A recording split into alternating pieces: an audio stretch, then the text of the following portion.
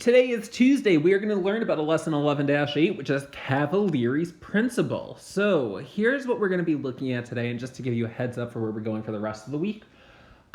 This is the last day of new material for the week. We are going to start up new material again next week.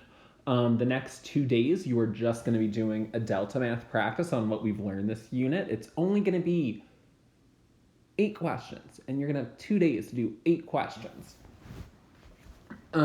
Friday will be a makeup day for all missing work, and so forth. So what we're going to be doing today is we're going to be looking at Cavaliers Principle, and I'm giving you a heads up. Cavalieri is probably one of the smartest mathematicians. And the reason why he was so smart was because he basically used an early mathematician's work to basically come up with this principle. So for instance, in BC time, around the 3rd century, a mathematician by the name of Archimedes was able to find the volume of a sphere by using the volume of a cone and a cylinder, which is a little bizarre because you're sort of thinking like, oh, how do you go from a cone and a cylinder to a sphere? It's very, very bizarre.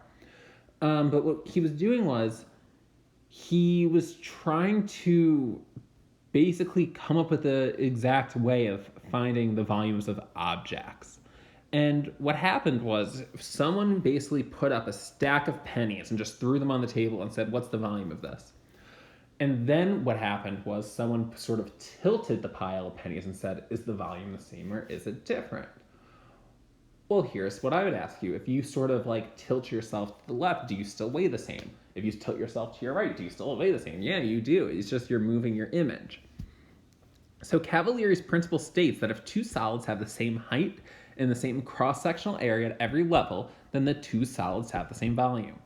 The pictures below show solids that have equal volumes because their heights are equal and their cross-sectional areas are equal.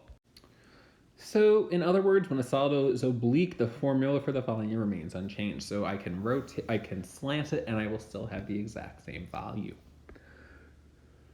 So, find the volume of the oblique cylinder in terms of pi, and to the nearest hundredth, we just need to find it in terms of pi, so I'm going to cross it out, because I know that if you can type it in, if you can get it in terms of pi, then you can type it in your calculator and get the correct answer. So, find the volume of an oblique cylinder. Well, we know that the volume is, if you don't memorize the formulas for a cylinder, is volume equals BH, where B is the area of your base, and if you look at a cylinder, my base is a circle. So I have volume equals pi r squared h. So here's how we approach. Volume equals pi. My radius is 3.1.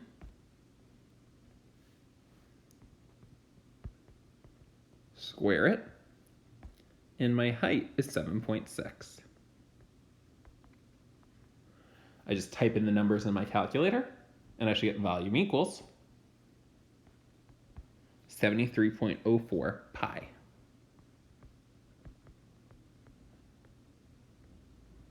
Meters cubed.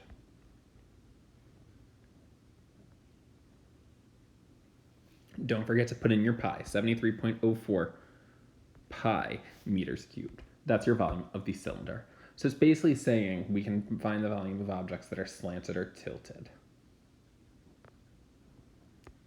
Now we're going to determine the volume of an oblique cone, where the height is 5 and the base is 4. And the area of the base is 4, sorry. So we know the volume of a cone. Well, let's just label it. So our height is 5.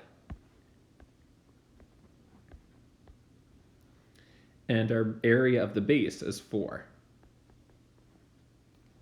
We know volume of a cone is 1/3 BH.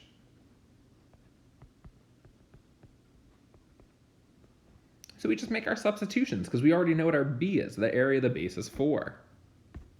So volume equals 1/3 times 4 times 5. You can do this in your head. What's 4 times 5? 20, and then just divide it by 3. So 20/3. So my volume is equal to 20 over 3 centimeters cubed. And that's your final answer. That's it for Cavaliers Principle. It's basically just saying we can find the volume of oblique figures. So here's what your task is. If you have any questions, write a question. If you don't have a question, you need to come up with a noticing. Make sure this is submitted by 8 o'clock tonight. And then there is no independent practice for today's lesson, so if you didn't finish yesterday's independent practice, work on that today.